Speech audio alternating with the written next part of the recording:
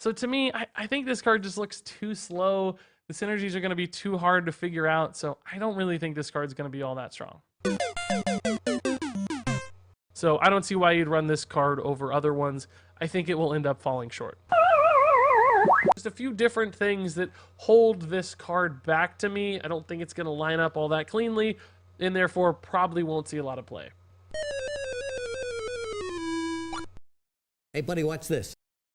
Let's talk about the 5 most surprising cards in Rise of Shadows so far. In other words, the cards that basically exceeded everyone's expectations. Before the expansion, we didn't think these were going to be very good, and it turns out they're actually pretty fantastic, and maybe some of the most impactful or defining cards in the Rise of Shadows meta so far. I'm going to be citing some numbers in this video. They basically come from me averaging together a couple different sources where people rated cards before the expansion. There's a handful of different polls out there. Also going to be sharing my ratings and comparing those essentially to the played ranks. There is a little bit of subjectivity here, but also based on some objective data as well. That said, let's go ahead and jump into this list. It's Evil Cable Rat, a card which the community gave 2.36 stars. Not very good.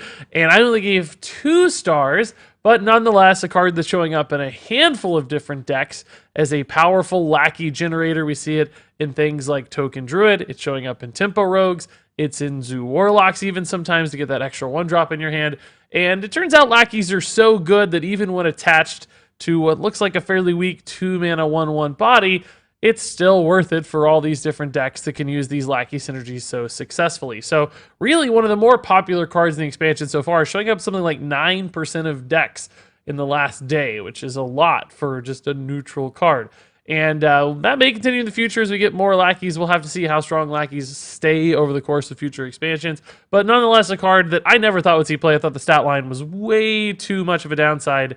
But nonetheless, it's actually really, really good. Moving on here, we have the Forest Aid, a card the community gave 2.58 stars. One I only gave 2 stars, but has exceeded both of those by being really one of the more important cards in the expansion thus far, helping to define Token Druid, a deck that's been both popular and very successful at both Tier 1 and probably Tier 2 spots right now. And it turns out, you know, having 4 huge reloads in your deck goes a long way in a Token Druid because you're just looking to stick one of those boards to help you win the game. And the Forest Aid gives you a lot of fuel for that fire. Some tree pun intended there.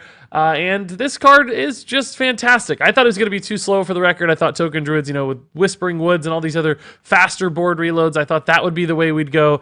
And although Druid is trending that way a little bit right now, nonetheless, the Forest Aid has been incredibly impactful. So I can't deny I got this one wrong. It's way better than I expected. And the community was a little closer, but still came in shy of how strong this card could be.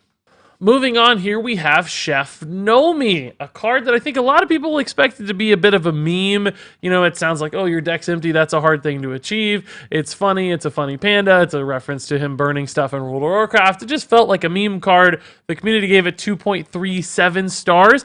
I thought there was a little bit of potential. We've got things like Myra's Unstable Element in the meta, so I gave this one 3 stars that it had a chance to be played. It just wouldn't be a significant part of any given meta, but right now it actually is a pretty significant part of the meta. It's being played most notably in Nomi Priest as the defining card and titular card there in the name, but also it's being played in things like Tempo Rogue right now. I even just saw like a Druid list pop up with Chef Nomi as well, so it turns out having this as that late game win condition where you play 2 or 3 or 4 of these in a row can be really intimidating and can win you games as long as your deck can draw to that point successfully, and it turns out a lot of decks can.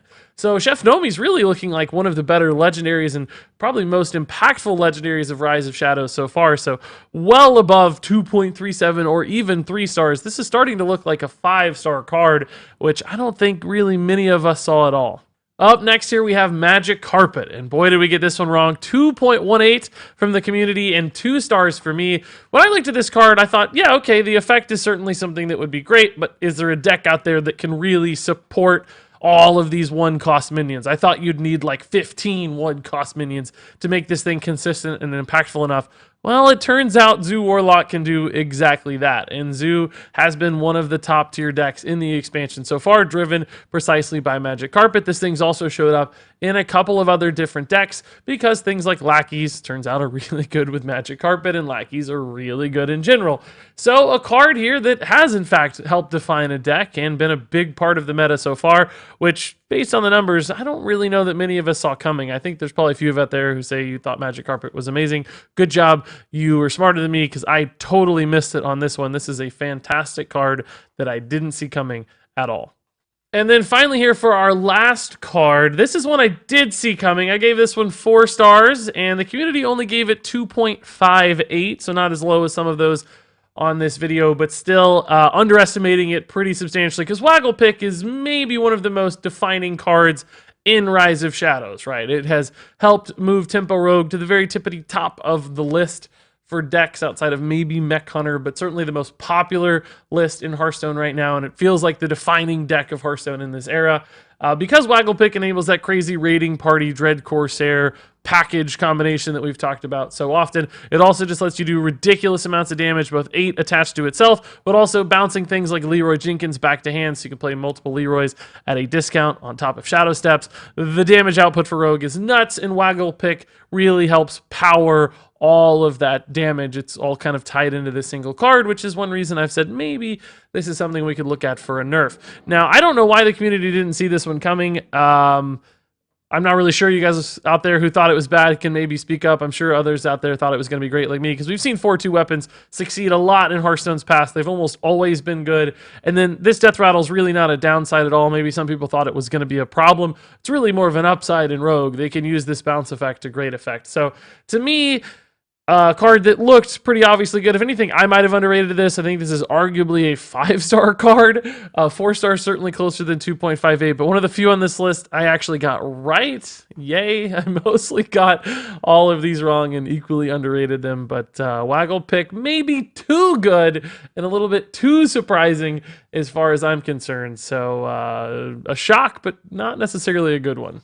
And there you go, folks. Those were the most surprising cards from Rise of Shadows. I'm curious which ones of these surprised you, which ones didn't, which ones did you know all along were going to be fantastic. On top of that, what other cards surprised you? What did you get wrong? I'm curious to hear your thoughts. I know none of you out there in the YouTube comments will ever admit to being wrong, but for those of you who do, I'll certainly enjoy hearing your take on things. All that said, thank you so very much for watching this time around, and until next time, game on.